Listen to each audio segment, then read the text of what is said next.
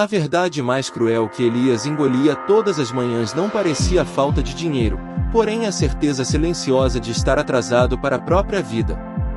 O café na xícara já possuía formado uma película fria e gordurosa na superfície, contudo ele continuava encarando o caderno de capa preta sobre a mesa da cozinha.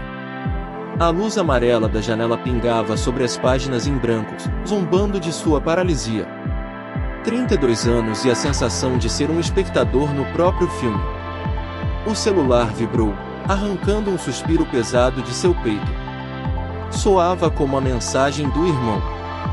Conseguiu o estágio? Elias passou a mão pelo rosto, sentindo a aspereza da barba por fazer, e digitou apenas um sim mentiroso. Ele largou o aparelho, todavia o cheiro de poeira seca do apartamento parecia sufocá-lo. O que os outros não sabiam, e que ele morria de medo de admitir, representava que a ferida que o mantinha acordado às 3 da manhã não constituía a falta de um propósito grandioso. Elias observou para as próprias mãos, calejadas de consertar os relógios quebrados dos vizinhos desde os 15 anos, uma habilidade que ele considerava ridícula e banal. Ele não fazia ideia de que a bússola que o tiraria daquele labirinto estava escondida na única coisa que ele achava que não tinha valor nenhum. E o pior era que a chave para destrancar essa porta estava queimando no bolso de seu casaco. Elias esfregou o polegar calejado sobre a tela apagada do celular, sentindo o vidro frio contra a pele áspera. O tic-tac de 12 relógios de parede preenchia o silêncio do quarto, cada engrenagem zombando de seu tempo perdido. Ele puxou o ar pelo nariz, no entanto o gosto de gesso seco da parede descascada arranhou sua garganta. A mentira para o irmão pesava no peito como uma pedra de gelo, mas não era a culpa que fazia seu estômago revirar. Ele enfiou a mão direita no bolso do casaco pendurado na cadeira. Os dedos tatearam o forro rasgado até esbarrarem em algo duro, metálico e estranhamente quente. O calor subiu pela ponta dos dedos, irradiando uma pulsação rápida. Elias fechou os olhos com força, as pálpebras tremendo. Não pode estar aqui, ele sussurrou, a voz falhando no ar abafado. Ele sabia exatamente o que era aquilo. O objeto que ele jurou ter jogado no rio na noite anterior, mas que havia voltado para queimar o seu bolso. Elias puxou a mão do bolso com um puxão brusco, os dedos vermelhos e latejantes. Ele abriu a palma trêmula. A moeda de bronze, a mesma que ele havia afundado no rio lamacento às 3 da manhã, repousava sobre sua pele.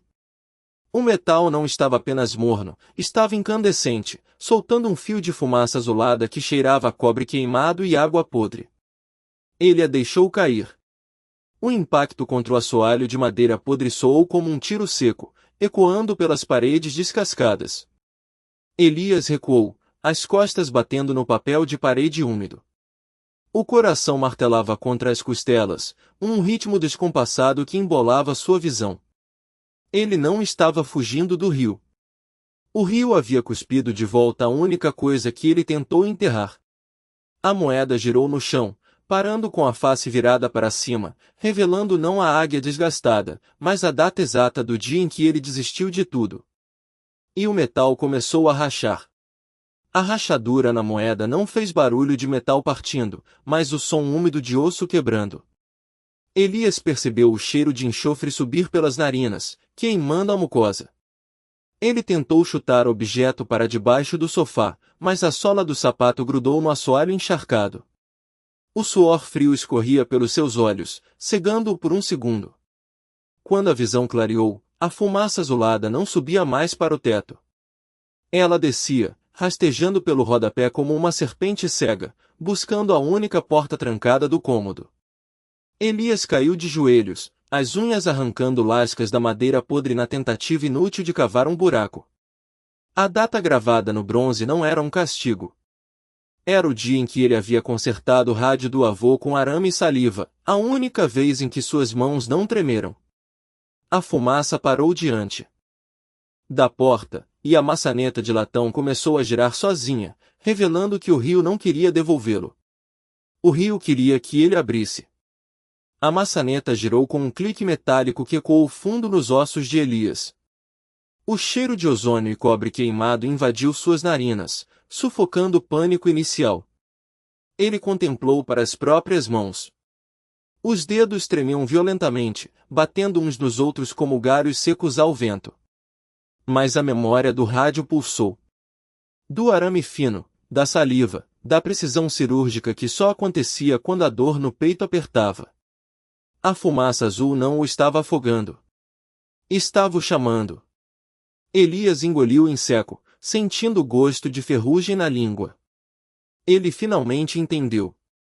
O rio não queria engoli-lo, queria que ele usasse a única coisa que nunca o traiu. Ele esticou o braço trêmulo.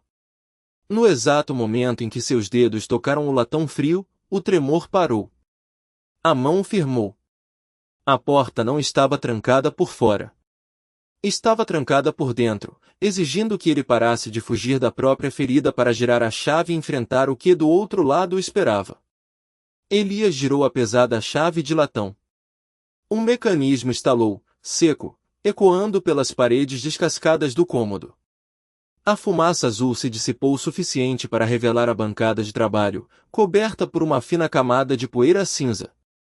Ele fixou para as próprias mãos. Os calos grossos, marcados por cortes profundos de arame de cobre, não eram a marca de uma vida desperdiçada.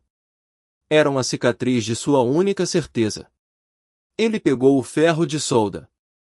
O cheiro acre de breu derretido subiu imediatamente, queimando suas narinas, mas pela primeira vez, não o fazia tossir. O que ele sempre considerou apenas o tédio de consertar rádios velhos para pagar o aluguel era a chave mestra.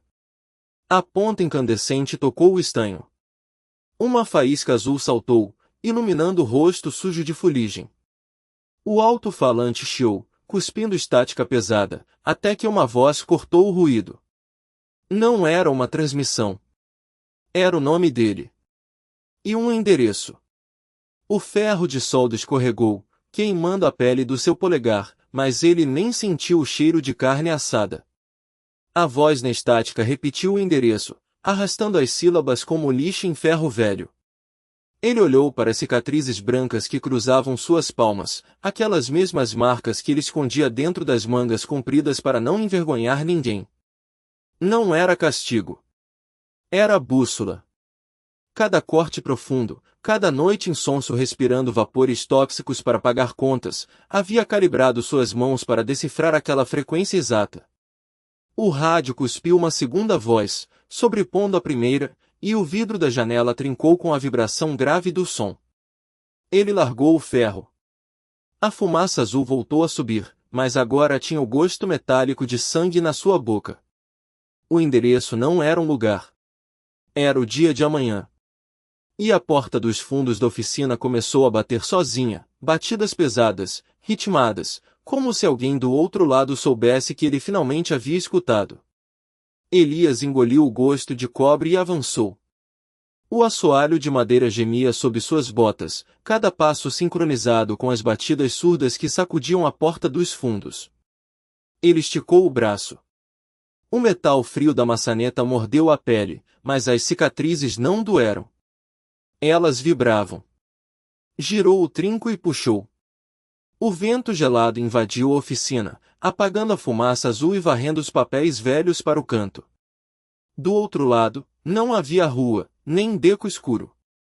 Havia apenas uma escada de ferro descendo em espiral, iluminada por uma luz âmbar que pulsava no mesmo ritmo do seu coração. Uma voz rouca, idêntica à do rádio, sussurrou da escuridão lá embaixo: "Você demorou, Elias. As ferramentas estão esperando." Ele olhou para as próprias mãos trêmulas, fechou os punhos sobre as marcas brancas, sentiu o calor subir pelos antebraços, respirou fundo o ar com cheiro de ozônio, e deu o primeiro passo para dentro do abismo. CTA, se essa mensagem tocou você, fique por aqui.